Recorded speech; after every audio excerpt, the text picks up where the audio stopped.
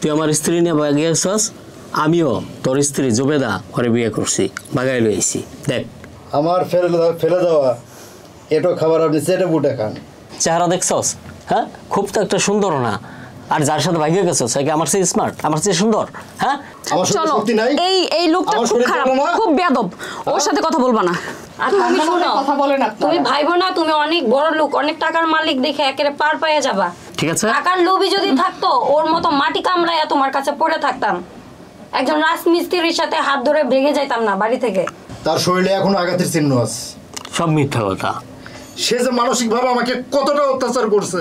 তুমি 3 বেলা আমার খাবার দিতে পারো নাই, আমি কত কষ্ট করছি, না খেয়ে থাকছি, কোনোদিন আমাকে একটা আইসক্রিম খাওয়াইতে পারো নাই। আমি যে রাজমিস্ত্রি, তোর বাড়িতে তুমি যে নষ্টামি করছো সেটা কইও না। হ্যাঁ, আমার টাকা চাই, টাকা ছাড়া দুনিয়া অচল। টাকা পাইছো না এখন? কথা বলা আগে থাপড়া মার দেবো একদম। ও আমাকে অনেক সুখ দেয়, টাকা পয়সা দিছে, সবকিছু দিছে, আমি যা চাইছি তাই দিছি। টাকাই তো সব সুখ তোমার কাছে। দুনিয়ার সব সুখ টাকার মধ্যে। এটা জিজ্ঞেস করো সুখ কারে বলে। যখন খাবার পাবে না তখন বুঝবে সুখ কাকে বলে। তোমার মতো এত লোভী না আমি। গেছো না আমার জায়গায়, গেছো না, বুঝবা এখন। ওই সমস্যা মানে কি? সমস্যা কি? কি মনে করছিস আমারে? রাজমিস্ত্রি আমার শরীরে শক্তি নাই। বসো, তুমি বসো, ওর সাথে তুমি কোনো কথা বলবা না, তুমি বসো। ও একটা বেয়াদব, তোমাকে অপমান করবে ও। যার দিয়ে সংসার সুখের হয় তারই আমি পাইছি। তারপরও তুমি কি হারাইছো আর কি পাইছো তুমি এখন বুঝবা। সুপ্রিয় দর্শক, আপনাদেরকে আমন্ত্রণ জানাচ্ছি স্বপ্নধরা নিবেদিত অপ্রিয় সত্য অনুষ্ঠানে। পুরো অনুষ্ঠান জুড়ে আমি নাজনীন হাসান চুমকি থাকবো আপনাদের সাথে। দর্শক, আজ আপনাদের সাথে এমন একটি ঘটনা শেয়ার করব যা সচরাচর আমরা দেখি না বা আমাদের এই সমাজে ঘটে না, তারপরও ঘটনা ঘটে। যা ঘটে, কেন ঘটে, তার পিছনের আবেগ কি, যুক্তি কি, একমাত্র তারাই জানেন। আমি এখানে এটার বিচার করতে বসিনি এবং যা বিচার করার সেটা আপনারাই করবেন। দর্শক, আমি প্রথমেই ডেকে নিচ্ছি একজন স্বামী, একজন মানুষ, শ্রাবণ, যিনি এসেছেন তার গল্প নিয়ে। শ্রাবণ সাহেব, আপনি কেমন আছেন? জি আলহামদুলিল্লাহ ভালো। আপনি ভালো আছেন? জি, আমিও ভালো আছি। ভাই, আপনি কি করেন? আমি একটা গার্মেন্টস ফ্যাক্টরিতে সুপারভাইজার হিসেবে আছি। আচ্ছা আচ্ছা। আর আপনার পড়াশোনা কত দূর হয়েছে? আমি এইচএসসি পাশ করার পরে চাকরিতে ঢুকে যাই। আচ্ছা, এই চাকরিতে ঢুকে যান মানে আপনার তার মানে এই চাকরির অভিজ্ঞতা অনেক বছর? তা প্রায় 10-12 বছর হয়ে গেছে। আচ্ছা, আপনি আসলে আমাদের সাথে আপনার কিছু কথা শেয়ার করার জন্য এসেছেন। জি। আপনি মন খুলে নিঃসংকোচে আমার সাথে শেয়ার করতে পারেন। আপা, হ্যাঁ শেয়ার করতে চাই। বিষয়টা হলো যে আমি দ্বিতীয় বিয়ে করার পরে কেমন আছি বুঝতে পারছি না। তো ভালো মনে হচ্ছে যে ভালো আছি। আর ওই যে বিষয়টা আছে না যে ট্রিট ফর ট্রেট, এই বিষয়টাকে ধারণ করছি, নিজের স্ট্র্যাটেজিটা কমায় দিছি। মানে ঢিলটি মারলে পাটকেলটি খেতে হবে। জি জি, এই স্ট্র্যাটেজিতে চলে গেছেন? জি আপা, একদমই তাই। মাঝে এভাবে হাসি দিয়ে আপনি বলছেন, আমার খুব অবাক লাগছে, কারণ এই স্ট্র্যাটেজিটা আসলে কতটা বুদ্ধিমান বা কতটা কি বলবো ঠিকঠাক সেটা আসলে আপা মানে সেটাও কিন্তু আমি ওইভাবে ভাবি নাই। আমার বিষয়টা হলো, আমার থিওরি এরকম যে রাস্তা দিয়ে হাঁটছি, একটা কুকুর আমাকে কামড় দিল, আমিও চেষ্টা করবো যে যেভাবে হোক কুকুরটাকে কামড় দেওয়া, মানে যদি না পারি অন্তত ওকে একটা লাথি দেব। খুব খারাপ, এভাবে প্রাণীকুলকে অত্যাচার করা ঠিক না। আর আপনি প্রাণী কেন, মানুষকেও আসলে এইভাবে ব্যথা দেয়া ঠিক না। তারপরও নিশ্চয়ই এর পিছনে কোনো কারণ আছে, সেই কারণটা আপনি খুলে বলতে পারেন। হয়তো দেখা যাবে এই প্রোগ্রাম শেষে আপনার চিন্তারও পরিবর্তন হচ্ছে। আসলে আপা ঘটনাটা খুলে না বললে তো প্লিজ প্লিজ মানে বুঝতে পারবেন না। প্লিজ। আমার বাসায় হঠাৎ করে আমার বাথরুমে একটু কাজ করার প্রয়োজন পড়ে। আচ্ছা। আমি তো রাজমিস্ত্রি ডাকি, রাজমিস্ত্রি আসে দেখে, তো বলে যে 3 দিন লাগবে।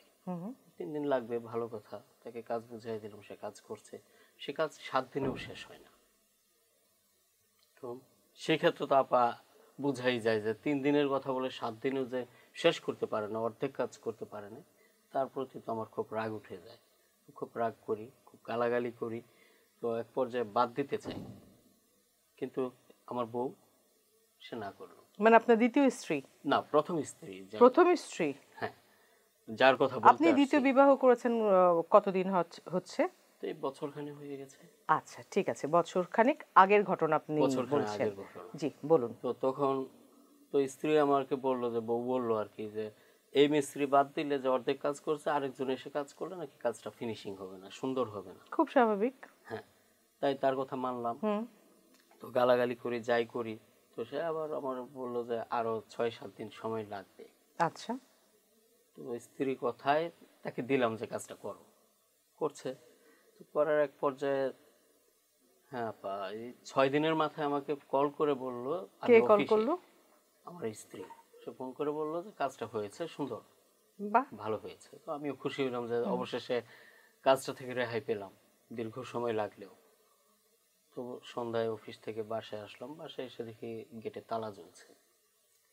ভাবলাম যে বউ হয়তো কোথাও গিয়েছে, কারো কাছে গিয়েছে, বান্ধবীদের বাসায় যেতে পারে বা কোথাও। ডুপ্লিকেট চাবি ছিল, তা দিয়ে আমি ভিতরে ঢুকলাম। ভিতরে ঢুকে আমি একটু অবাক হয়ে গেছি আপা। কেন? মানে ঘরটা এলোমেলো, কিছু মিসিং মনে হচ্ছে। আমি বাথরুমে দেখলাম যে কাজটাও সুন্দর হয়েছে, কিন্তু মিসিং এর কারণে আমি আবার একটু মিসিং ডায়েরি করলাম। আর থানায়? সন্ধ্যা, হ্যাঁ থানায়। আচ্ছা। আর সন্দেহের মূলে ছিল রাজমিস্ত্রি যে হ্যাঁ, কাজ না না, করেছে। আপনি যে মিসিং এর ডায়েরি করলেন, আসলে আপনার কি কি মিসিং হয়েছিল? ও আপা, মিসিং হয়েছিল যে ওখানে নগদ টাকা, হুম। তারপরে স্ত্রীর গয়নাগাটি, আচ্ছা। তারপর যে ওর কাপড় চোপড়গুলো মিসিং। আবার আমার কিন্তু কোনো কিছু মিসিং নাই, আমার সবকিছুই আছে। আচ্ছা, এবং আপনি সন্দেহ করলেন রাজমিস্ত্রি এগুলো রাজমিস্ত্রিকে চুরি আমি করেছে। সন্দেহ করেছি। তারপরে? তো সন্দেহ করলাম, সন্দেহ করার পরে খোঁজ নিলাম যে বউ কোথায় আছে, শ্বশুর বাড়ি, আত্মীয় স্বজনের বাড়ি, খোঁজ খবর নিয়ে জানা গেল যে কোথাও যায়নি। তো আমার তো আর একটুই হয়ে গেল যে খুব স্বাভাবিক, খুব স্বাভাবিক। যে কোথেকে কি ঘটনা ঘটলো, কি হলো, কিছুই জানি না। তো অবশেষে পুলিশকে জানানোর পরে পুলিশরা নাম্বার ট্র্যাকিং করলো। আর নাম্বার ট্র্যাকিং করার পরে আপা জানা গেল যে চিহ্নিত করা গেল যে কোথায় আছে নাম্বারটা। মানে পুলিশ ফোন করে আমাকে জানালো যে আমার আরো একটা দামি জিনিস মিসিং। কি আপনি নোটিস করেননি সেটা? আমার স্ত্রী, আমার বউ মিসিং। মিসিং মানে? জি আপা। রাজমিস্ত্রি কি আপনার বউকে কিডন্যাপ করেছিল? কিডন্যাপ করেনি আপা, স্ত্রী রাজমিস্ত্রির সাথে চলে গেছে। হ্যাঁ আপা, তার সাথে পালিয়ে যায়। পুলিশ সহকারে আমরা যখন তার ওখানে গেলাম, গিয়ে দেখলাম যে রাজমিস্ত্রির বাড়িতে আমার স্ত্রী। আপনি আগে কিছুই টের পাননি? একদমই না। 6 দিন বা 7 দিন, 6 দিন, প্রায় 6 6 12 13, মানে 13 14 দিন একটা রাজমিস্ত্রি আপনার বাড়িতে আসছে, কাজ করছে, আবার ফিরে যাচ্ছে, অথচ আপনি আগে থেকে কোনো ধরনের কোনো আলামতি পাননি তাদের রিলেশনের? না আপা, আমি তো সকালে রাজমিস্ত্রির কাজে এসে দেখে অফিসে চলে আসি, তারপর গিয়ে দেখি স্ত্রী তো বাসায় আছে। তাছাড়া মানে আমার মাথায় তো এটা ঢুকেই নেই যে আমার স্ত্রীর এরকম রুচির দুর্ভিক্ষ হবে যে একজন রাজমিস্ত্রির সাথে সে, মানে আসলে আপা এটা বলতেও আমার কাছে কেমন যেন লাগছে। আপনি নিশ্চয়ই জানেন যে আপনার স্ত্রীকে আমাদের এই অপ্রিয় সত্য অনুষ্ঠানের টিম কল করেছে, তিনিও আসবেন। সে আসবে এখানে? এরকম নির্লজ্জ বেহায়া মেয়েটা তার ওই রাজমিস্ত্রি স্বামীকে নিয়ে আসবে এখানে? মানে আমরা তখন জানতে পারবো যে তিনি কেন আপনার সংসার ছেড়ে ওই ভদ্রলোকের সাথে মানে সংসার শুরু করলেন। সুতরাং তার আগে আমি আসলে কিছুই বলতে পারছি না ওনার সম্পর্কে। কিন্তু এই যে আপনার আপনার যে মানসিকতার পরিবর্তনের কথা বলছিলেন, রুচির দুর্ভিক্ষ আমাদের আশেপাশে অনেক হচ্ছে, আমরা দেখছি। কিছুর পেছনে কারণ আছে, কিছুর পেছনে কারণ যে কি আছে সেটা আমরা জানি না, সুতরাং এই নিয়ে আমি আলোচনাতে যাব না। কিন্তু আপনি যে মানসিকতার চেঞ্জের কথা বললেন, জি আপা। সেটা মানে সেটা কি এই মানে স্ত্রীর এই বিবাহের পরেই আপনার মধ্যে এসেছে? হ্যাঁ, আমি ওই যে আপা এর আগেই বলছি যে আমাকে কামড় দিলে অন্তত পক্ষে কামড় দেওয়ার চেষ্টা করবো, না হলে একটা লাথি মারবো বলেছেন। সেই জায়গা থেকে যে আমি চিন্তা ভাবনা করলাম যে রাজমিস্ত্রি আমার স্ত্রীকে নিয়ে গেছে, তার তো একটা এই করতে হয়, জবাব দিতে হয়। তো আমার মাথায় আপনি তো কেস করেছেন, জবাব তো দিয়েছেন। সেই কেস তো টিকে নাই আপা। কেন? মানে স্ত্রী তো বউ তো ওর সাথে স্বইচ্ছে চলে গেছে। আমার যে কষ্টটা, রাজমিস্ত্রিকে সেই কষ্টটা বুঝাবার জন্য আমি আবার একটা প্ল্যান করলাম। কি প্ল্যান সেটা? সেটা হলো যে রাজমিস্ত্রির যে স্ত্রী ছিল, হ্যাঁ আমি ওর নাম্বারটা জোগাড় করি। হ্যাঁ। জোগাড় করে তার সাথে আমি একটা সম্পর্কে জড়াই। কি? জি, সম্পর্কে জড়াই এবং ওই রাজমিস্ত্রির স্ত্রীকে আমি আবার নিয়ে আসি, তাকে বোঝাবার জন্য রাজমিস্ত্রিকে যে স্ত্রী হারালে কি কষ্ট লাগে এটা তুই বলছি। তার মানে এই হলো আপনার মানে ঢিলটি মারলে পাটকেলটি খেতে হবে ঘটনা। জি আপা। একবারও কি ভেবে দেখেছেন যে আপনিও কি সেম কাজটি করলেন না? না আপা, এটা আমি ভাবি নাই। সেক্ষেত্রে আমার মনে হলো যে সে আমার স্ত্রীকে নিয়ে গেছে, আমিও তার স্ত্রীকে নিয়ে। সে তো আপনার স্ত্রীকে নিয়ে গেছে কারণ তার স্ত্রীর মানে তারও প্রথম স্ত্রীর হয়তো তার কাছে কোনো মূল্যই ছিল না। কিন্তু আমার স্ত্রীকে তো আমি নানাভাবে মূল্যায়ন করেছি, ভালোবেসেছি, তাকে যা চেয়েছে তা দিয়েছি, তারপরে তো আমাকে রেখে চলে গেছে, একজন রাজমিস্ত্রির সাথে চলে গেছে। আপনি আপনার বিয়ে হয়েছে 1 বছর হলো তাই তো? দ্বিতীয় স্ত্রীর সাথে আপনি তো দ্বিতীয় বিয়ে স্ত্রীর করেছেন, সাথে, জি। আপনার 1 বছর হলো। এই 1 বছরের মধ্যে এখন আপনি যা বলছেন, আপনার যদি এই রিয়েলাইজেশন হয় যে আপনি রাইট এবং আপনি ঠিক কাজটি বা সঠিক কাজটি করেছেন, আমি জানি না আজকের অনুষ্ঠানের পর আপনার সেই রিয়েলাইজেশনে পরিবর্তন হবে কি না। এখন আমি যেটা করতে চাই, আচ্ছা তার আগে জানতে চাই আপনি সুখে আছেন তো? এখন হ্যাঁ, সুখে আছি, শান্তিতে আছেন? আমি শান্তিতে আছি, খুব সুখে আছি। ভালো, আলহামদুলিল্লাহ। আমি আপনার প্রাক্তন স্ত্রীর সাথে এখন কথা বলবো, তারপর আমি চাইবো আপনি আপনার প্রাক্তন স্ত্রী সবাই মুখোমুখি বসবেন। আমার বসতে আপত্তি নেই, কিন্তু ও তো নির্লজ্জ বেহায়া, রাজমিস্ত্রির সাথে এখানে এসে বসবে। আগে শুনি না, তার কথা আপনারও শোনার দরকার আছে। আপনারা কি কখনো পরবর্তীতে কথা বলেছিলেন একে অন্যের সাথে? না পা, কথা হয় নাই, রুচিতে আসে নাই কথা বলা। ঠিক আছে ঠিক আছে, আজ একটু ধৈর্য ধরে তারপরও একে অন্যের কথা শুনবেন, এটাই অনুরোধ থাকলো। ঠিক আছে ভাই? ঠিক আছে। বেলি, আপনি কেমন আছেন? জি আলহামদুলিল্লাহ আপু, আপনাদের দোয়ায় ভালোই আছি। কিন্তু এখনই যে আমার সংসারটা চলছে, জি জি। বর্তমানে আমি একটু অনটনে আছি, আর্থিক অনটনে আছি। কিন্তু এখন বলতে গেলে আমি আমার এখন যেই হাজবেন্ডের সাথে আছি আমি অনেক ভালোই আছি আলহামদুলিল্লাহ। বাহ, এখনের হাজবেন্ড আমাকে অনেক সময় দেয় আপু। সময় দেয়। জি তার মানে আপনার আগের যে জীবন ছিল সেই জীবনে আপনার প্রাক্তন হাজবেন্ড বা স্বামী আমাদেরকে বলে গেলেন যে আপনি যথেষ্ট সুখে ছিলেন, আপনি কখনোই কোনো সমস্যার মধ্যে দিয়ে যাননি। তাহলে এখন বর্তমানের এই জীবনটা কেন বেছে নিলেন? এখনের বর্তমান জীবনটা কেন বেছে নিয়েছি আপু, আসলেই আমার টাকা বাড়ি গাড়ি সবই ছিল, কিন্তু আমার যেই জিনিসটা আমি মনে করতাম অভাব সেটা হচ্ছে একজন হাজবেন্ডের ভালোবাসা। আর সেটা আমি কখনো আমার প্রাক্তন হাজবেন্ডের কাছে পাইনি, কারণ সেই সব সময় ছোটাছুটি করতো কাজ নিয়ে, চাকরি চাকরি চাকরি আর টাকা পয়সা। আপু একটা মেয়ের জীবনে কি চাই? হাজবেন্ডের ভালোবাসা, কিন্তু সেইটা আমি কখনো তার কাছ থেকে পাইনি, যেটা আমি রাজমিস্ত্রির কাছে পেয়েছি। তিনি আমাকে অনেক সময় দেয়, আমাকে নিয়ে ঘুরতে যায়, আমাকে নিয়ে সিনেমা দেখে, যেটা আমার আগের হাজবেন্ড আমাকে কখনোই ওই সময়টা দিত না। এই যে আপনি বললেন, তার মানে আপনার এখনকার এই জীবনটা বেছে নেবার পেছনের মূল ঘটনা এটাই কি শুধু? আমার এই ঘটনার পিছনে একটা সত্য ঘটনা কি, আমি চেয়েছিলাম একটা মানুষ আমাকে ভালোবাসবে। আমার বাবার বাড়িতেও ওনারাও সবসময় টাকার পিছনে ছুটতো। আসলে আমি ওই ভালোবাসাটা কারো কাছ থেকে পাইনি। আসলে বলতে গেলে সবাই টাকার পিছনেই ছুটেছে। আমার বাবা মাদের অনেক টাকা পয়সা আছে, আমি টাকা পয়সা এগুলো আমার কিছু দরকার নাই। আমার দরকার ছিল একটা মানুষ আমাকে সময় দিবে। আমি বাড়িতে সারাটা দিন আপু আমি একা কাটাতাম। আমার এক সময় মনে হতো যে আমি যদি এভাবে চলতে থাকি, আমি যদি এভাবে থাকি, তাহলে আমি একটা সময় বোবা হয়ে যাব, কারণ আমার কথা বলার মতো কোনো মানুষ ছিল না। আমি সব সময় বাসায় একা একা থাকতাম। কিন্তু উনি যে এত পরিশ্রম করতেন, উনি যে চাকরি করতেন, আপনাকে সময় দিতে পারতেন না, সেটা তো পুরোটাই আপনাকে সুখে রাখার জন্য, তাই না? হ্যাঁ, আমাকে সুখে রাখার জন্য, কিন্তু আমি তো তার কাছ থেকে টাকা পয়সা, বাড়ি গাড়ি বা কাপড় চোপড় আমি তো সবসময় এটা চাইনি। আমি তার কাছে যেটা চেয়েছি সেটা হচ্ছে সময়। সে আমাকে কখনো সময়ও দেয়নি, ঘুরতেও নিয়ে যায়নি, সে শুধু টাকার পিছনে ছুটেছে। তার মানে আপনি বলতে চাচ্ছেন যে জীবনের সুখ বা শান্তির জন্য অর্থটাই বড় নয়, না আপু, অর্থটা বড় না। অর্থপূর্ণ সময় বা মানে একান্ত নিজেদের সময়টারও খুব বেশি প্রয়োজন। জি আপু, শুধু তাই না, উনি সব সময় আমার সাথে খারাপ ব্যবহার করতো, অফিস থেকে আসতো আমার সাথে একটা মানে খিটখিটে মেজাজ দেখাতো, আমার সাথে কখনো ভালো ব্যবহার করতো না, টাকার পিছনে ছুটতো, শুধু টাকা টাকা টাকা, আর কিছু ছিল না। আমার মনে হতো আমি একটা জেলখানার মধ্যে আছি। আমি কি জন্ম হয়েছি জেলখানায় থাকার জন্য? আমার মনে হয় কি জেলখানার পরিবেশটাও আমার এই বাড়ির পরিবেশের থেকে ভালো।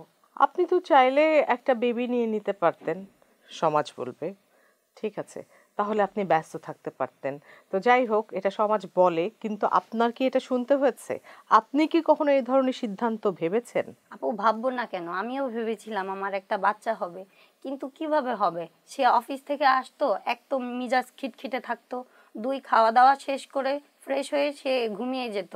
বাচ্চা কি হাওয়া থেকে আসবে? পরের দিন আবার সে অফিসে চলে যেত, এভাবেই আমাদের প্রত্যেক দিন এভাবেই যেত। আপনার পরিবার মানে বাবা মা, তাদের সাথে আপনি বিষয়টা শেয়ার করেছেন কখনো? তাদের মতামত কি ছিল?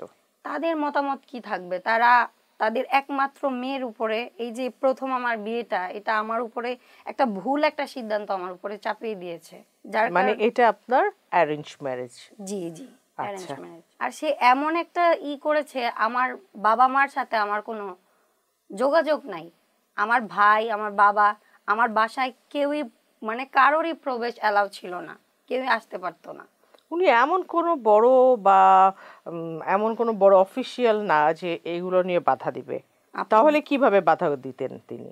আপু আমার ভাই আসলে তো তার বন্ধু বান্ধব আসবে, তো আমার বাবা আসলে তো আমার চাচা অবশ্যই আসবে।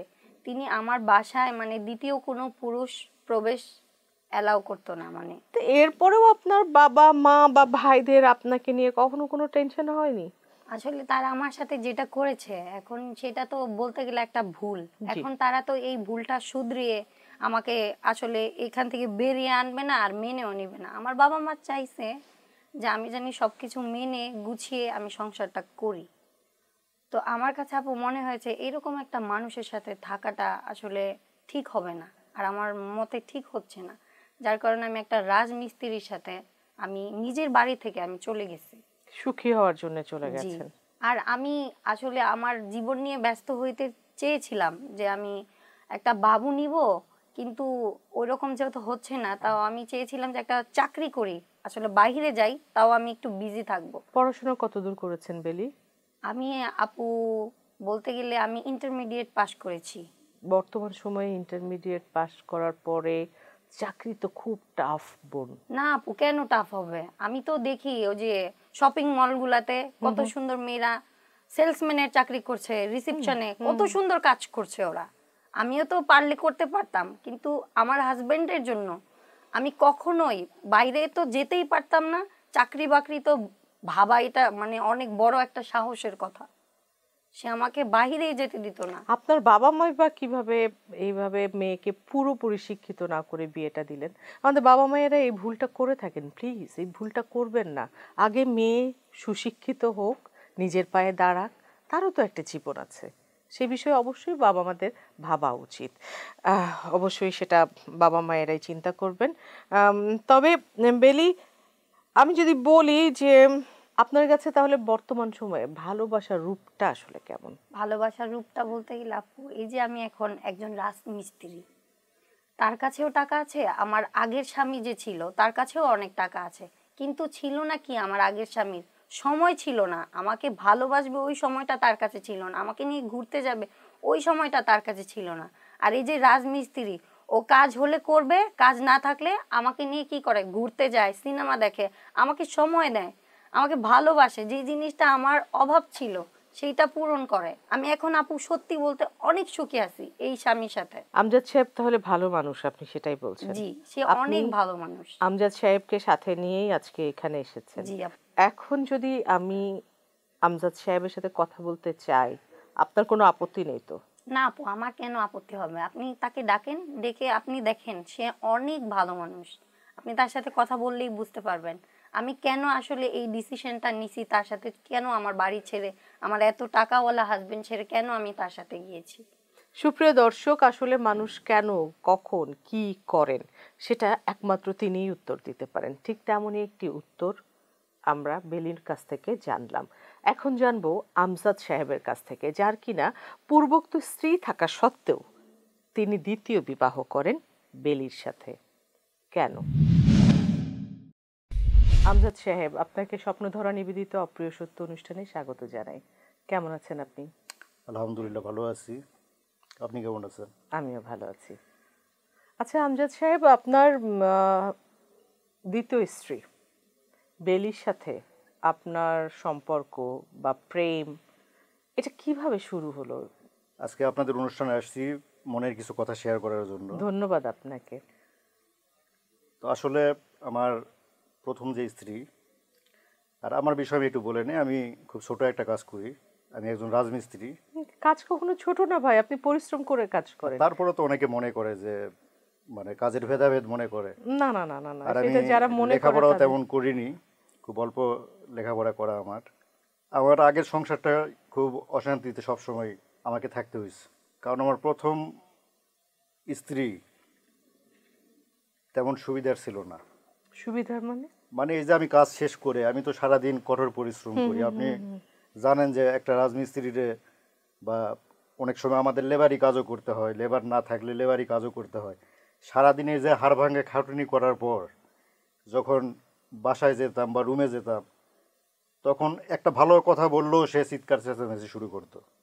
তার সব সময় শুধু আমার এইটা দাও, আমারে সেটা দাও, আমারে এখানে নিয়ে যাও, আমারে সেখানে নিয়ে যাও, আমি শপিং করব, ওই ভাবি কি কিনছে পাশের বাসার, মানে সব সময় আমারে একবারে এমন অশান্তিতে রাখতো আমারে, কি বলবো। মানসিকভাবে আপনি তখন খুবই মানসিকভাবে খারাপ আমি ছিলেন। সবসময় একটা অশান্তিতে ছিলাম আমি। এখন ইনশাল্লাহ ভালো আছি আমি, তার থেকে এখন অনেক ভালো আছি। আপনাদের সম্পর্কটা তৈরি মানে শুরুটা কিভাবে হলো? আচ্ছা, শুরুটা যদি শুনতে চান তাহলে শুরুটা হলো যে আমি আগেই বলেছি যে আমি একজন রাজমিস্ত্রি। তো আমি মূলত কাজ করি আমার মামার সাথে। আচ্ছা। আমার মামা হলো মিস্ত্রি কন্ট্রাক্টর। তো আমার মামা হঠাৎ করে একদিন বলল যে একটা কাজ আছে, ছোট কাজ, বেশি বড় কাজ না। তো আমাকে সেই একটা ঠিকানা দিয়ে দেয় যে সেখানে যে কাজ করার জন্য। আচ্ছা।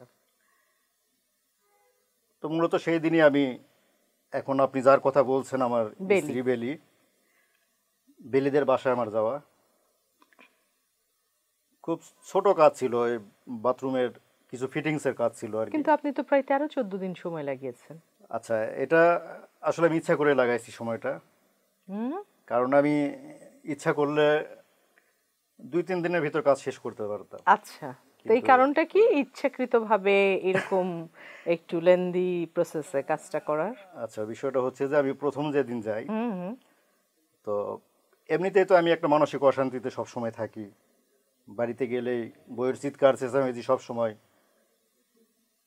তো এই যে বেলিদের বাসায় যখন আমি প্রথম যাই, বিয়ের আগে, যখন ওই যে বললাম যে মামার সাথে কাজ করি আমি মানে ওই রাজমিস্ত্রির। বাসার আপনার যেই রাজমিস্ত্রি হিসেবে যেই কাজটি করতে হ্যাঁ, গিয়েছিলেন। প্রথম যেদিন যাই আমি, যাওয়ার পর প্রথমেই বেলিকে দেখে আমার ভিতরে একটা ভালো লাগার অনুভূতি কাজ করে। তো অনুভূতিটা আসলে আমি খেয়াল করছিলাম যে বেলিও আমাকে দেখছিল, এরকম একটা অবস্থা। তো একটা সময় বেলির স্বামী অফিসে চলে যায় আমার কাজ করা অবস্থায়, আর আমি খুব আস্তে আস্তে কাজ করি, কারণ একটু আগেই বললাম যে, বা আপনিও আমাকে বললেন যে আমি অনেক দিন সময় নিয়েছি কাজটা করার মানে জন্য। আপনার প্রথম দেখাতেই বেলিকে ভালো লেগে যায়, একটু ভালো এবং লেগে যায়, আপনি হ্যাঁ। কাজের পাশাপাশি তাকে খেয়াল করতে শুরু তাকে করেন, খেয়াল করতে শুরু করি, যার দরুন কারণে আপনার কাজটা আরো ধীর গতির একটু হয়ে ধীর যায়। গতিতে করি আমি। তো আসলে কাজ করতে করতে, তো আমি একটা সময় খেয়াল করি প্রথম দিন থেকেই যে এমনিতে আমি তো সব সময় একটা মানসিক যন্ত্রণার ভিতর থাকি। তো এই বেলিকে দেখতাম যে সে কিছু একটা আমাকে বলতে চায়, মানে এরকম আমি নিজে নিজে মনে করতাম। আসলে আমার মনে করাটা ওই সময় উচিত হয়নি। মানে উচিত হয়নি, তারপরে আমি মনে করতাম।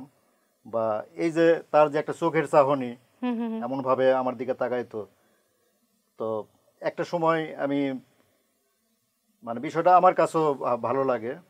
আর মূলত ভালো লাগাটা সেখান থেকেই। তো একদিন চোখের চাহনিতে কি ছিল? আপনাকে প্রশ্রয় দেওয়া ছিল নাকি কষ্ট ছিল? না না আপু, কোনো প্রশ্রয় ছিল না। আমি আহ, যেটা দেখছি আর কি তার চোখে, যে কি একটা না বলা কথা, কি একটা কষ্ট, কি একটা হাহাকার আমার কাছে খারাপ লাগে, এবং তার এই জিনিসটা আমার কাছে ভালো লাগে, কারণ আমার মনেও ঠিক এরকমই একটা অবস্থা। মানে ওই মানুষটাকে আপনার ভালো ওই লাগে মানুষটাকে আমার বেশিটা আপনার আমার ভালো মানসিক অবস্থার কারণে? হ্যাঁ হ্যাঁ, আমার মানসিক অবস্থার কারণে। জি, তারপর কবে আপনারা কথা বললেন? আচ্ছা, এটা হলো তৃতীয় দিন। তৃতীয় দিন। তৃতীয় দিন আমি কাজ করি, তখন ওনার স্বামী ছিল না বাসায়। তো আসলে বলতে পারেন যে কাজ আমি খুব আস্তে আস্তে করি, হ্যাঁ, সেটা আপনি বারবারই ইচ্ছা বলছেন করে। হ্যাঁ, যে ইচ্ছে করে আপনি একটু ইচ্ছা ধীর করেই গতিতে করি। কাজ করছিলেন। আর তাকে দেখার চেষ্টা করি বারবার, এবং দুপুরে খাবারের সময় হয় তখন আমি তাকে বলি যে আমি বাইরে থেকে খেয়ে আসি। তো তখন সে আমাকে বলে যে প্রতিদিন আপনি বাইরেই খেতে যেতেন? হ্যাঁ, প্রতিদিন আমি বাইরে ওই রকম ভাবে আপনি যাচ্ছিলেন? 2 দিন আমি বাইরে খেতে খাইছি আমি। তারপরে তৃতীয় দিন আমি বললাম যে আমি বাইরে থেকে খেয়ে আসি দুপুরের সময়। তো তখন বেলি প্রথম আমাকে বলে যে বাইরে যেতে হবে না, আপনি আমার সাথে বসে খাবেন। তখন আমি একবার অবাক হয়ে যাই যে বিষয়টা কি। আমি একজন রাজমিস্ত্রি মানুষ, এর আগে কেউ আপনার সাথে এইভাবে বলেনি? এর আগে এই কেউ প্রথম? এভাবে বলেনি। আমি তো পুরাই অবাক যে আসলে মেয়েটা বলে কি। তো তারপর ওই যে বললাম যে ওর চোখের ভিতরে যে না বলা একটা কষ্ট, কথা, কষ্ট। এই বিষয়টা আমাকে আবারও থামাই দিল। তো পরে আমি আর না করতে পারিনি। পরে দুজন একসাথে বসে ভাত খাইলাম দুপুরবেলা। তো ওই দিনটা আসলে অন্যরকম একটা ভালো লাগার মতো দিন ছিল। আপু, আপনি বিশ্বাস করেন, এর আগে আমি অনেক গরুর গোস্ত খাইছি, কিন্তু বেলির হাতের যে গরুর গোস্ত রান্না ওই দিন খেয়েছিলাম, আমি জীবনেও এত সুন্দর গরুর গোস্ত রান্না আমি কোনোদিনও খাইনি। তার প্রতি আমার মুগ্ধতা আরও বেড়ে যায়। তো এভাবেই চলছিল।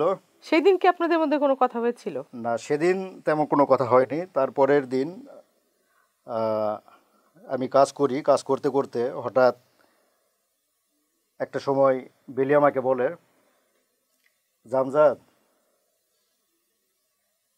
কাজ শেষ করে একটু এদিকে আসো, একটু কথা বলবো। তো আমি তার সামনাসামনি যাই, যে আচ্ছা তুমি কি আমাকে এখান থেকে ভাগায় নিয়ে যাইতে পারবা কোথাও? আমি তো শুনে অবাক যে কী বলে এই মেয়ে। আমি বললাম তার মানে কি? বললাম আমজাদ, তুমি যেমন করে পারো এই বন্দি দশা থেকে, এই বন্দিশালা থেকে আমাকে একটু মুক্তি দাও, তুমি আমাকে এখান থেকে ভাগায় নিয়ে যাও। তো আমি বললাম ভাগায় নিয়ে যাবো মানে কি? আপনি বিবাহিত একটা মেয়ে, আপনার স্বামী আছে, আমার ঘরেও বউ আছে, তা সে যত খারাপই হোক সে তো আমার বউ।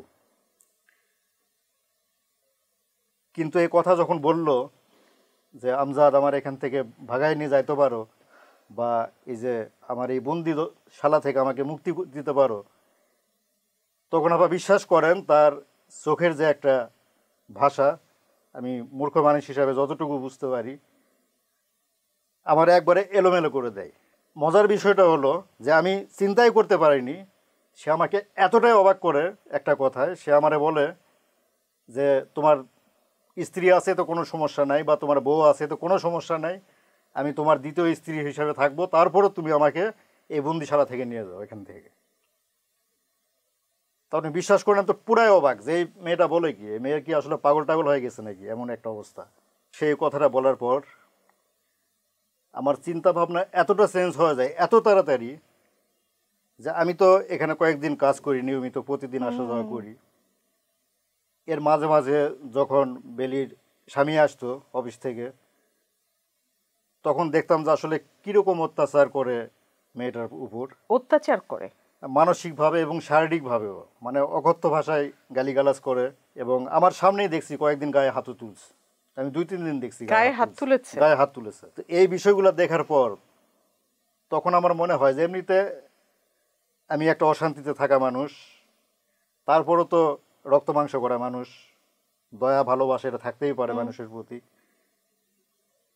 তো তখন আমি সিদ্ধান্ত নিলাম যা হবার হবে, অন্তত এই বন্দি দশা থেকে এমন একটা মেয়েকে উদ্ধার করা আমি মনে করেছি যে আমার নৈতিক দায়িত্ব। সেই দায়িত্ব থেকে তখন আমি রাজি হয়ে যাই। বিয়ে করতে হলে তো প্রথম স্ত্রীর অনুমতি লাগবে। আচ্ছা, এই বিষয়টা আমার মাথায় একবারও কাজ করেনি। আর তাছাড়া অনুমতি লাগবে, ঠিক আছে, এটা আপনি ঠিক কথা বলছেন, কিন্তু তারপরেও একজন মানুষ হিসাবে আরেকজন মানুষকে তো আমি ভালোবাসতেই পারি। আর প্রথম স্ত্রীর অনুমতি নেওয়ার বিষয়টা আমার মাথাতেই ছিল না। বেলির যে সরলতা, ওটা আপনাকে তখন অনেক বেশি ভাবিয়েছে। হ্যাঁ, আমাকে বেশি ভাবিয়েছে। যে এখন পরবর্তীতে যখন আপনি বিয়ে করে বেলিকে নিয়ে এলেন, তখন কি আপনার পরিবারে অশান্তি হয়নি? তখন অশান্তি হয়েছে, অনেক অশান্তি হয়েছে, কিন্তু আমি সব সময় বেলিকে আঁকড়ে ধরার চেষ্টা করেছি, কারণ বেলি আমাকে মানসিকভাবে শান্তি দিত। তার ভিতর কোনো চাওয়া পাওয়া ছিল না। আমি যেটুকু আমার ইনকাম, আমি যেভাবে সংসার চালানোর চেষ্টা করেছি, বেলি ঠিক সেভাবেই সব কিছু মানিয়ে নিত। মানুষ হিসেবে আপনার এই যে আবেগ, এই যে অনুভূতি, আর একজন মানুষের প্রতি ভালোবাসা, এই সব কিছু দিয়ে আপনি বেলিকে নিয়ে চলে এলেন, একবারও কি ভাবলেন না যে বেলির স্ট্যাটাসটা আর আপনার স্ট্যাটাসটা ম্যাচ করে না? ভালোবাসা কি কোনো স্ট্যাটাস মেনে হয়? একজন মানুষ আর একজন মানুষকে যে কোনো সময় যে কোনো বয়সে ভালোবাসতে পারে। আর যখন একটা মানুষের প্রতি ভালোবাসা জন্ম নেয়, তখন এই বিষয়টা মাথায় কাজ করে না। অন্যদের বেলায় কি হয় আমি জানি না, তবে আমার বেলায় এই বিষয়টা একবারে মাথায় কাজ করেনি। আচ্ছা, এই ক্ষেত্রে যদি কেউ বলে যে অন্যের একটা বিবাহিত বউকে আমি বিয়ে করেছি বা তার সাথে সম্পর্ক করেছি, এতে আমি পাপ করেছি, অন্যায় করেছি, এটা আমাদের সমাজের মানুষ বলতেই পারে। বেলি যদি আমাকে ভালোবাসতে পারে, তাহলে আমি বেলিকে ভালোবাসলে সমস্যাটা কি? যদি সমাজের মানুষের কথা বলি, আমি যখন অশান্তিতে আছি মানসিকভাবে, বেলি যখন অশান্তিতে আছে মানসিকভাবে, কই তখন তো সমাজের কোনো মানুষ আসেনি। সমাজের কোনো মানুষ তো আমাকে একটু শান্তি দিতে আসেনি, একটু তো আমার সাথে কোনো কথা বলতে আসেনি। তাহলে আমি কেন তাদের কথা চিন্তা করব? বেলি, আমি সব সময় চেয়েছি বেলি আমার জন্য, সে আমাকে মানসিক শান্তি দিত, এবং বেলি আমার ভিতরে তার মানসিক শান্তি খুঁজে পেয়েছে। এই জন্য আমরা সমাজ, পরিবার কোনো কিছু চিন্তা করিনি। আপনার স্ত্রীকে যে এইভাবে শ্রাবণ, হ্যাঁ, শ্রাবণ, উনি যে বিয়ে করলেন, সেটা নিয়ে আপনার কি, মানে আপনার ভাবনা কি, আপনি কি বলতে চান? আসলে এই বিষয়ে আমি বলবো যে আমি মুক্তি পেয়েছি। আমি সত্যি কথা বলতে কি, আমি মুক্তি পেয়েছি। কারণ ওইরকম একটা বউ যে স্বামীর ইনকাম বোঝে না, স্বামীর কাজের ধরন বোঝে না, সব সময় শুধু মানসিক অশান্তিতে রাখে, এরকম বউ থাকার থেকে না থাকাই ভালো। আমার যে প্রথম বউ জবেদা, সে কিন্তু দেখতে শুনতে অনেক সুন্দরী ছিল, কিন্তু তার সমস্যা হলো সব সময় আমার সাথে মানসিক অত্যাচার করত। কিন্তু আমি কিন্তু এমন না যে তাকে ভালোবাসিনি বা তাকে সমাজের কাছে হেয় প্রতিপন্ন করছি, এমন কোনো কাজই আমি করিনি। শ্রাবণ সাহেব বললেন তারা এখন সুখে আছেন। আচ্ছা, এতে যদি শ্রাবণ সাহেব যদি তার মতো একটা মহিলাকে নিয়ে যদি সুখে থাকতে পারে, আলহামদুলিল্লাহ, তারা সুখে থাক। আমি এখানে বেলিকে নিয়ে সুখে আছি। আপনার এতটুকু গায়ে লাগেনি? না, গায়ে কারণ লাগেনি। শ্রাবণ সাহেব হয়তো চেয়েছিলেন যে আপনি কষ্ট পাবেন। আচ্ছা, কষ্ট তো একটু হলো আপা পেয়েছি। প্রথম স্ত্রী এখন যে শ্রাবণ সাহেবের সাথে আছে, জি, তার মতো একটা মেয়ে যদি শ্রাবণ সাহেবের কাছে ভালো থাকতে পারে, হয়তোবা এমন কিছু তার ভিতর খুঁজে পেয়েছে, সে ভালো আছে, যে জিনিসটা হয়তো আমার কাছে পায়নি। আর এটা যদি সত্যি হয়, তাহলে বিশ্বাস করেন আপা, একবারে খোদা তাআলার কাছে আমি মন থেকে বলবো যে তারা যেন অনেক অনেক অনেক ভালো থাকে। কারণ এর থেকে বড় শান্তি, এটা আমারও একটা শান্তি, যে আমি তারা শান্তিতে রাখতে পারিনি, সে আর এক জায়গায় যে শান্তিতে আছে। 1 বছর হয়েছে আপনার আর বেলির হ্যাঁ, বিয়ে। 1 বছর হয়েছে। আপনার মধ্যে এখনো কি কখনো সখনো মনে হয় বা আপনি মানে রিয়েলাইজ করেন কি যে ভুল করেছি? না, এটা আমি আসলে কখনো মনে করি না যে আমি ভুল করছি আমি। কারণ যার যার কর্মফল সে তো অবশ্যই পাবে। তো হয়তোবা আমার কর্মফল আমি পেয়েছি, আমার যে প্রথম স্ত্রী ছিল তার কর্মফল সে পেয়েছে। আমার মনে এই নিয়ে কোনো আক্ষেপ বা দ্বিধাদ্বন্দ্ব কিছু নাই। আর না থাকার বড় কারণ হলো যে এই বেলির মতো একটা মেয়েকে আমি একটা মুক্ত স্বাধীন একটা জীবন দিতে পেরেছি, এবং আমি বিশেষ করে আমি নিজে মানসিকভাবে এখন অনেক সুখে শান্তিতে আছে। এই জন্য আমার ভিতর কোনো অনুশোচনা কোনো কিচ্ছু নেই। আপু ওই যে বেলির বিষয় বললেন না, এখন আমার চিন্তাধারা সব কিছু বেলিকে নিয়ে, অবশ্যই। কারণ সে তো এখন আমার বিবাহিত স্ত্রী। জি। আমি এখন চেষ্টা করি যে আমার ইনকামটা আর একটু বেশি করার, কষ্ট করি আগের থেকে আরও বেশি। আগে ধরেন যে সপ্তাহে 2-1 দিন কাজে ফাঁকি দিতাম মামারে বলে, এখন এই কাজটা করি না। এখন আমি প্রতিদিনই কাজ করি। আর তার উদ্দেশ্য একটাই, যে কাজ করে বেলি কিন্তু একটা ভালো জায়গা থেকে এসেছে। আপনি জানেন যে বাবা মায়ের ফ্যামিলিও ভালো, ভালো ছিল, হাজবেন্ডেরও ভালো বা রোজগার ছিল, শ্রাবণ সাহেবও ভালো একটা রোজগার অবস্থানে করতেন। ছিল। তো সেইখান থেকে আমার মতো একটা মানুষের কাছে সে যা ভরসা করে আসছে, এই ভরসার জায়গাটা যেন আমি ধরে রাখতে পারি, এই জন্য আমি সর্বোচ্চ চেষ্টা করি বেলিকে এখন সুখে রাখার জন্য। বাহ। আর এভাবেই চলছে আমাদের জীবন। বেলিকে নিয়ে যখন আমি বাইরে কোথাও ঘুরতে যাই, যেটুকু সময় পাই কাজের ফাঁকে, তখন তার চোখে মুখে বা তার ভিতরে এমন কিছু জিনিস আমি লক্ষ্য করি যে মনে হয় সে দুনিয়ার সব থেকে বড় কোনো জেলখানা থেকে সে মুক্ত হয়েছে। মনে হয় যে সে খোলা আকাশে একবার পাখির মতো উড়ে বেড়াচ্ছে। এই বিষয়টা যখন আমি দেখি তখন আমার নিজের কাছে অনেক ভালো লাগে যে আমার মতো একজন ছোট মানুষ অন্তত একজন মানুষকে জীবনে একটু হলেও শান্তি দিতে পেরেছে। এবং আমার এটাই চাওয়া খোদা তাআলার কাছে, এই শান্তিটা যেন আমি সারা জীবন বেলিকে দিতে পারি। আমি এখন আপনার প্রাক্তন স্ত্রী জোবেদা, তার সাথে কথা বলবো। আচ্ছা, ঠিক আছে, কথা বলতে পারেন। কোনো সমস্যা নেই তো? না, কোনো সমস্যা নেই, কারণ আমি যা বলছি সব একবারে সত্যি কথা বলছি আমি। আমার কোনো সমস্যা নেই, আপনি কথা বলতে পারেন। ধন্যবাদ আপনাকে। সুপ্রিয় দর্শক, আপনারা দেখছেন স্বপ্নধরা নিবেদিত অপ্রিয় সত্য অনুষ্ঠান। আমাদের অনুষ্ঠানের এই পর্যায়ে এখন স্টুডিওতে উপস্থিত হবেন আমজাদ সাহেবের প্রাক্তন স্ত্রী এবং শ্রাবণ সাহেবের বর্তমান স্ত্রী জোবেদা। জোবেদা, আপনি কেমন আছেন? এই তো আপা আছি ভালোই। ভালো বলতে আসলে আগের চেয়ে যে ভালো আছি সেটা বুঝতে পারছি। কারণ হচ্ছে আমার আত্মীয় স্বজন বন্ধু বান্ধবরা যখন আমাকে দেখে বলে যে না তোকে অনেক ভালো লাগে দেখতে, এখন আগের চেয়ে তোকে অনেক ভালো লাগে, আমরা আসলে তোকে নিয়ে অনেক গর্ব করি, যখন বলে তখন আমার কাছে খুব ভালো লাগে। আসলে আমার কাছে মনে হচ্ছে যে আমি সাঁতরাইতেছি, বুঝছেন? কারণ হচ্ছে আমি একটা কুয়ার ব্যাঙ, এখন এসে সাগরের মধ্যে পড়ে গেছি। এখন আমার কাছে টাকা পয়সা কোনো কিছুর অভাব নাই, মানে ওই অভাবটা আমি আর ফিল করতেছি না। এখন টাকা আছে মানে আমার কাছে অনেক কিছু পেয়ে গেছি আমি। টাকা মানে আপনার কাছে এখন সুখ, এটাই ফিল হচ্ছে? হ্যাঁ, আসলেই টাকা মানেই সুখ। যাক, আপনার মধ্যে এক ধরনের উপলব্ধি তৈরি হয়েছে। তবে শুনে ভালো লাগলো যে আপনার আত্মীয় স্বজন বন্ধু বান্ধব আপনার সাথে এখনো যোগাযোগ করে, তাদের সাথে আপনার যোগাযোগ আছে। তার মানে আমরা ধরে নিচ্ছি আপনি সুখে আছেন, খুব ভালো আছেন। জি, ধরে নিতে পারেন যে আমি ভালো আছি, সুখে আছি। কারণ হচ্ছে আপা, আমার যে এখন বর্তমান যে হাজবেন্ড আছে, সে একটু রকচটা মানুষ, কিন্তু রকচটা মানুষ হইলেও সে খুব ভালো মনের মানুষ, খুব একটা খারাপও না। আমার আগের স্বামী যেরকম ছিল তার মতো না এটলিস্ট। কারণ সে কিন্তু মানে রাজমিস্ত্রি ছিল। আপনি নিশ্চয়ই শুনছেন যে আমার সম্পর্কে জানছেন যে আমার দ্বিতীয় বিয়ে, এখনের যে বিয়েটা শ্রাবণের সাথে হচ্ছে আমার দ্বিতীয় বিয়ে। তো প্রথম যে স্বামী ছিল আমজাদ, সে একজন রাজমিস্ত্রি ছিল আর কি, বর্তমানে সে রাজমিস্ত্রি। তো ওর সংসারে যখন আমি ছিলাম তখন আমার অনেক কষ্ট করতে হয়েছে, জীবনে অনেক কষ্ট করছি আমি তার সংসারে যাওয়ার পর থেকে আমি ভালো করে খাইতে পারি নাই, পড়তে পারি নাই।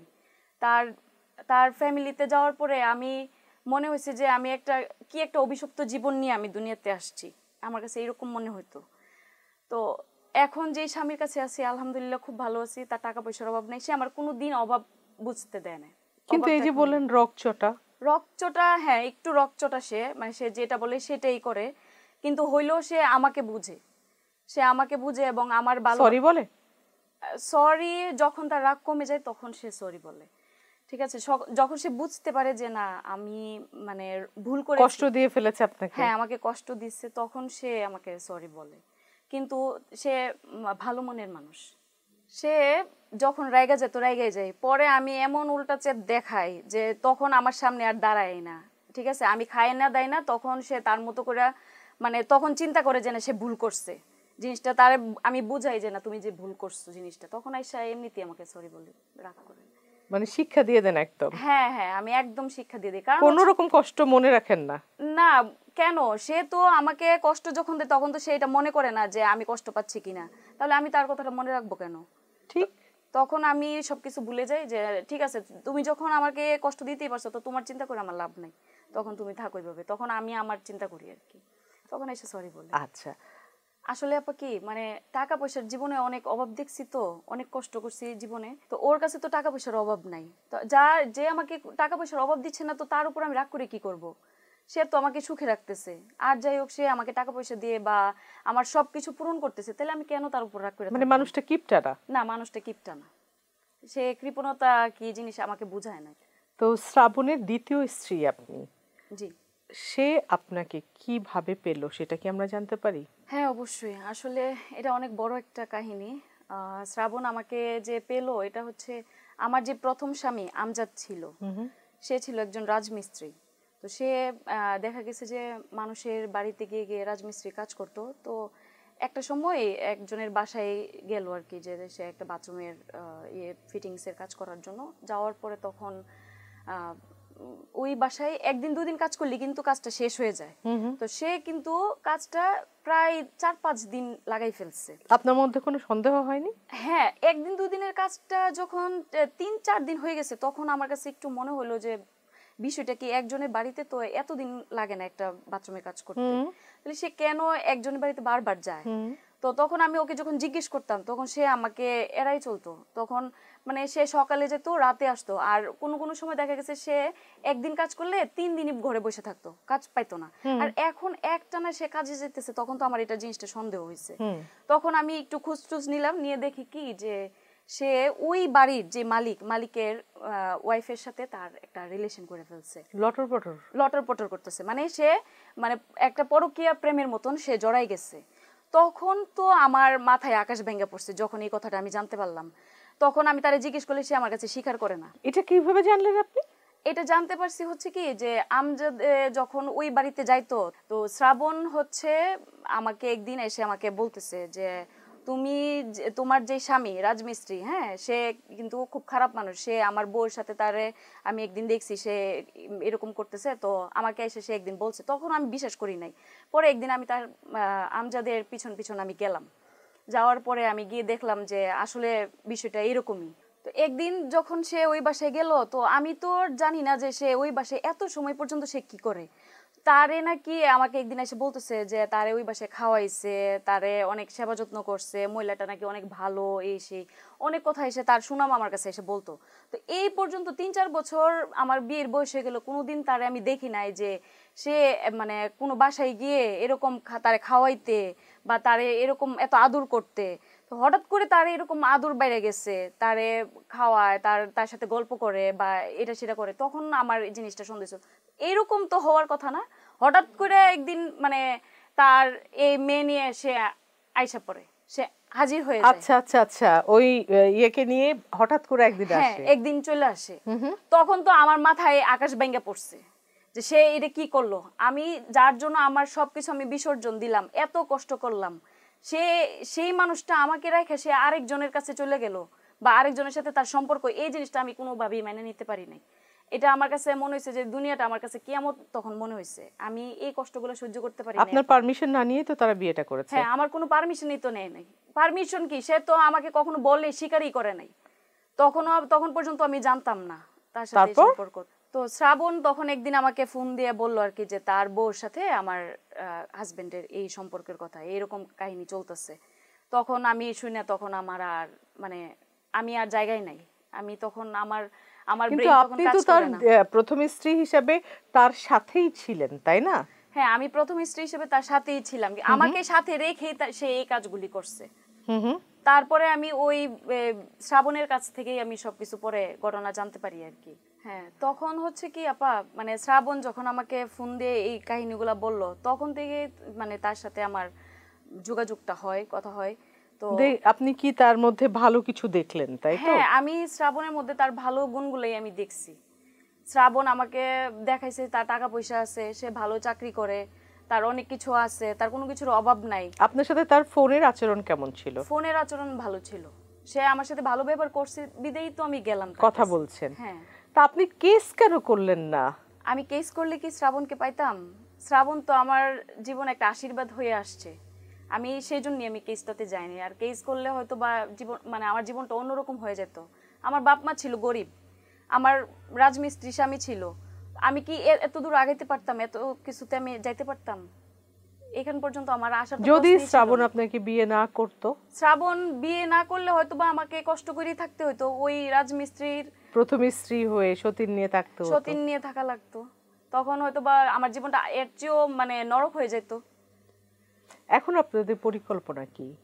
এখন পরিকল্পনা হচ্ছে আসলে শ্রাবণ অনেক ভালো মনের একজন মানুষ, সে যদি চায় তাহলে আমাকে মানে আমি যদি বাইরে যেয়ে কিছু করি, সে চাইলে আমি সেটাও করব। আর সে যদি চায় যে না আমি আমার সামনে আমার পরিকল্পনা হচ্ছে যে বাচ্চা নেওয়া, বাচ্চা নিয়ে আমি আমার ফ্যামিলিতেই আমি থাকবো, আমি বাইরে কোথাও যাব না, সে ইনকাম করবে। একজন পুরুষ মানুষ ইনকাম করলে তার স্ত্রীর বাইরে যেতে হয় না। সে যদি ইনকাম করে তাহলে তো আমার বাইরে যাওয়া লাগতেছে না। আমি যদি সুখে থাকি, টাকা পয়সা আমার কোনো অভাব না হয়, আমার গয়নাগাটি টাকা পয়সা কোনো কিছুর এখন আলহামদুলিল্লাহ অভাব নাই, তাহলে আমি কেন বাইরে যাব? আমার বাচ্চা কাচ্চা নিয়ে আমি স্বামী সন্তান নিয়ে আমি সুখে শান্তিতে থাকতে চাই। আপনি যেন সুখে থাকতে পারেন সেই প্রার্থনাই করি। কিন্তু এখন এই মুহূর্তে আমাদের যেই সেগমেন্টটা আছে সেটা হলো স্টুডিওতে আপনি, শ্রাবণ, বেলি এবং আপনার প্রাক্তন হাজব্যান্ড আমজাদ সাহেব চারজন মুখোমুখি বসবেন। জি, আমার কোনো সমস্যা নেই, আপনি সবাইকেই ডাকতে পারেন, কোনো সমস্যা নেই। শ্রাবণ আছে, আমি আছি, আমার ইনশাল্লাহ কোনো সমস্যা নেই। শ্রাবণ আছে, আমি আছি, শ্রাবণই আমাকে বাঁচাবে। আজকে ওরা সবাই দেখুক যে শ্রাবণ আমার জন্য কি করে, শ্রাবণ আমাকে কতটা ভালোবাসে, আজকে আমি তাদেরকে দেখাবো। সুপ্রিয় দর্শক, আপনারা যাদেরকে এতক্ষণ কথা বলতে শুনলেন, অনেক অনেক যুক্তি শুনলেন, অনেক অনেক আবেগের কথা শুনলেন, ভালোবাসার কথা শুনলেন, কষ্টের কথা শুনলেন, তারা এখন মুখোমুখি হবেন এই অপ্রিয় সত্য অনুষ্ঠানের স্টুডিওতে। সুপ্রিয় দর্শক, স্বপ্নধরা নিবেদিত অপ্রিয় সত্য অনুষ্ঠানে আপনাদেরকে স্বাগত জানাচ্ছি। এই মুহূর্তে স্টুডিওতে চারজন ব্যক্তি উপস্থিত হয়েছে। তাদের একের প্রতি অপরের প্রচণ্ড অভিমান, অভিযোগ, সবকিছু। আর তাই তারা এখন মুখোমুখি কথা বলবেন। আপনাদের প্রতি আমার অনুরোধ থাকবে, যখন আপনারা একে অন্যের সাথে কথা বলবেন অবশ্যই যার যার সম্মান এবং অপরকে সম্মান দিয়ে কথা বলবেন। তাহলে এখন আপনারাই বলেন, আমি আসলে কোথা থেকে শুরু করতে পারি? শুরু করি নাই তো আপা। ওই রাজমিস্ত্রির বাচ্চা, আস্তে সুন্দর করে কথা বলেন। ওই টাকা টাকা দেখ, এই যে দেখ, তুই আমার স্ত্রী নিয়ে বাগিয়ে আসছস, আমিও তোর স্ত্রী জুবেদা ঘরে বিয়ে করছি, বাগাই লইছি। দেখ স্যার, আপনি শিক্ষিত মানুষ, কিন্তু আপনি যে এতটা বোকা তা আমার জানা ছিল না স্যার। কারণ আমার ফেলে দেওয়া এটো খাবার আপনি চেটে বুটে খান। আপনি একটা জন্মের বেকু।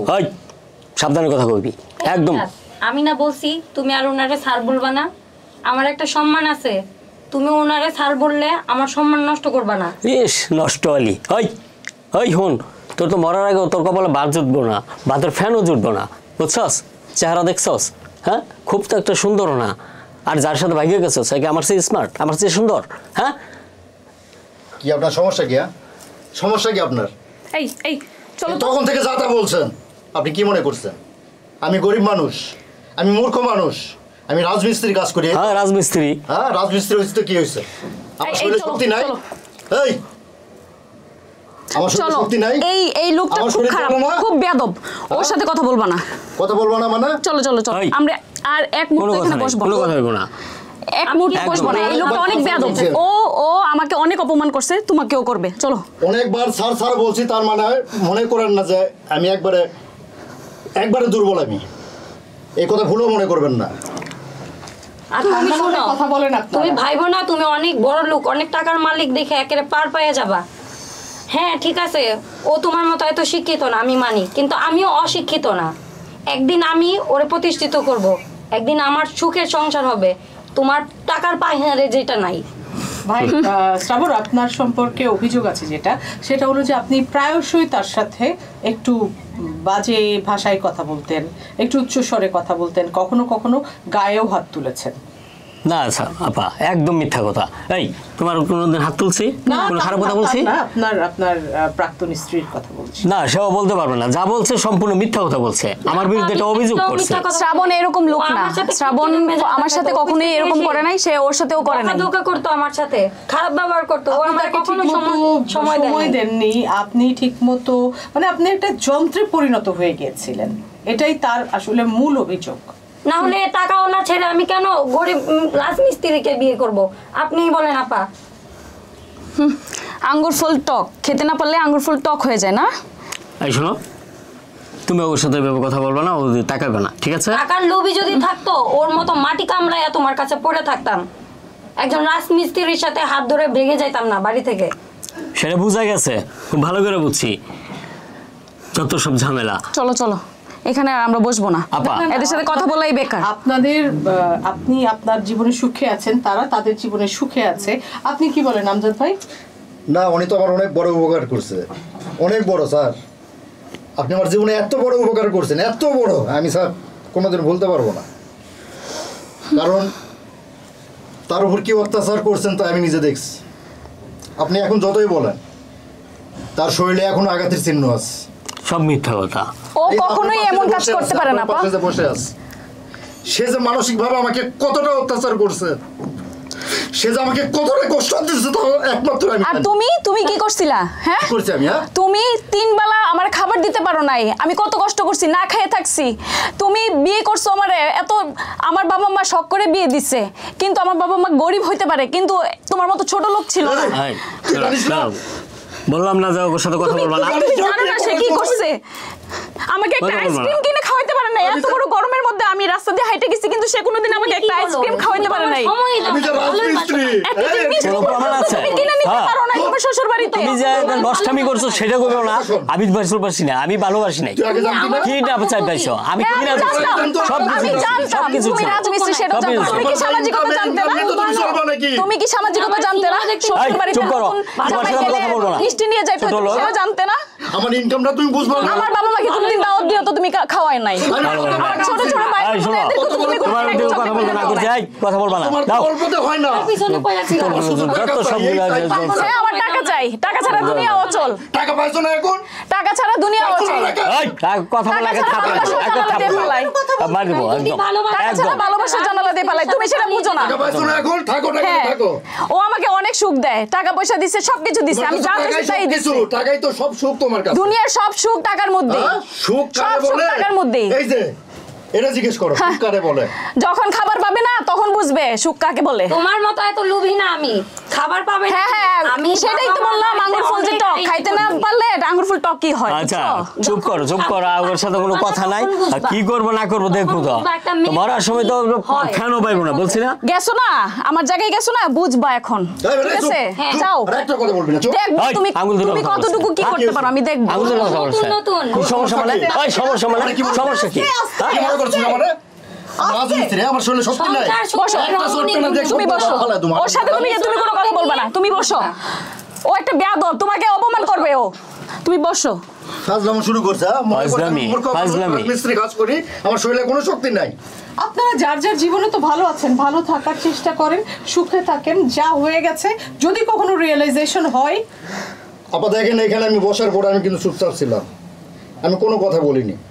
আরে অন্যায়কার কথা কি করবো? একটা কথাই বলবো তোমারে, সংসার সুখী আর রমণীর গুণে গেছো না ওরে নিয়ে বুঝবা। হ্যাঁ, আমি পাইছি, যার দিয়ে সংসার সুখের হয় তারই আমি পাইছি। তারপরও আমি আপনার প্রতি আবারও বলি, এই যে আবারও বলি, আপনার প্রতি আমি হাজার হাজার ঋণী।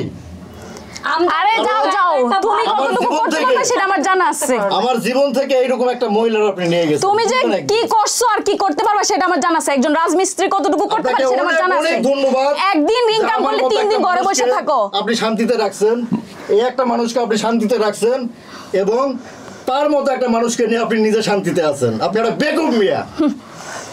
তুমি কি হারাইছো আর কি পাইছো তুমি এখন বুঝবা। তুমি যে কি হারাইছো সেটাই ভাবো। তুমি আমজাদের মতো একটা ভালো ছেলে আমি দেখেছি যাদবের কাছে গেছো, বুঝবা। এই আবারও কথা কয়, তার রাগ থাকতে পারে কিন্তু তার ভালোবাসা ঠিক আছে। কি ধরনের কথা বলে আপা? আপনার এখানে আসছি ভালো কথা, মুখোমুখি করছেন ভালো কথা, কি ধরনের কথা বলে? বেয়াদব কথা বলে একদম। আপা আপনি আমজাদ সম্পর্কে বেয়াদব আমি বলছি না, আমারও বলছে। সে আমাকে মানসিক ভাবে শারীরিক ভাবে সে অনেক অত্যাচার করতো। আস্তে আস্তে একটু আমি অত্যাচার করতাম? তুমি অত্যাচারী, তুমি অনেক অত্যাচার করছো আমাকে। আল্লাহ, আমার জীবনে আমি অনেক কষ্ট করছি, তোমার সংসারে গিয়ে আমি অনেক কষ্ট করছি। আল্লাহর গজব না পেলাম তো। আমি না খাই পর্যন্ত তোমার কাছে থাকছিলাম, আর তুমি কি করছো? একটু আস্তে তুমি কি করছো? তুমি শেষ পর্যন্ত আরেকজনের বউকে তুমি নিয়ে গেছো। আবার হাসে, বেহায়া বেলার যেটা হাসে, আবার কিভাবে দাঁত বের করে। আমি না খাই পর্যন্ত ছিলাম তোমার জন্য।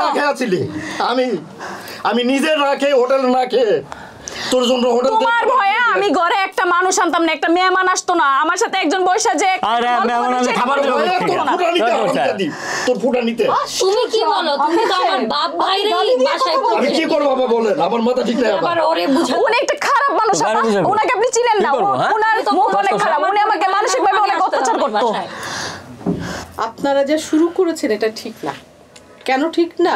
আপনার উচিত ছিল আপনার যদি কোনো সমস্যা থাকে সেটা শোনার, আপনার উচিত ছিল আপনার যদি কোনো সমস্যা থাকে সেটা শোনার, আপনার উচিত ছিল আপনার কি কি ভুল ছিল সেগুলো শুনে ভবিষ্যতে আপনি যেন আপনার স্ত্রীর সাথে সেগুলো সংশোধনের সাথে বসবাস করতে পারেন। সেম আপনারও, কিন্তু আপনারা কি করলেন? আমি তাকে আপা অনেক বুঝাতে চেয়েছি। জীবনে ভালো কথা অনেক বলবে মানুষ, কিন্তু ভুলগুলো কেউ দেখিয়ে দেবে না। যেটা আপনারা করেছেন, যা করে ফেলেছেন, যদি সেটাই আপনাদের কাছে মানে সত্যিকার অর্থে সম্মানজনক হয়, তাহলে আপনাদের উচিত সেই সম্মানটাকে আরও নিজেকে সম্মানীয় করে বেঁচে থাকার চেষ্টা করা। তা না, আপনারা কেউই ভুল শুনতে চাইলেন না, আপনারা কেউই কথা বলতে চাইলেন না, একে অন্যকে একদম কাদা ছোড়াছুড়ি করলেন। আসলে এভাবে জীবন চলে না।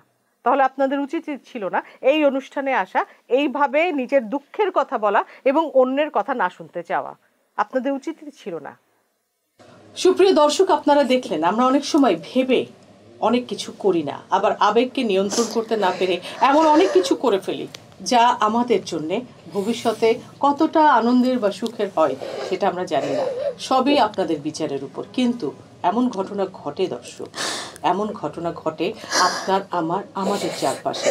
বিশ্বাস করতে না চাইলেও, সত্য মনে না হলেও, এগুলোই অপ্রিয় সত্য। তবে সুপ্রিয় দর্শক, আপনাদের জন্য জানিয়ে রাখি, আমাদের এই অনুষ্ঠানের প্রতিটি ঘটনা সত্য আর প্রতিটি চরিত্র কাল্পনিক। স্বপ্নধরা নিবেদিত অপ্রিয় সত্য অনুষ্ঠানের প্রথম সিজন আমি নাজনীন হাসান চুমকি আজকে এখানে শেষ করছি। যদি আসি, আগামী পর্বে আবারও দেখা হবে। সেই পর্যন্ত সবাই ভালো থাকবেন।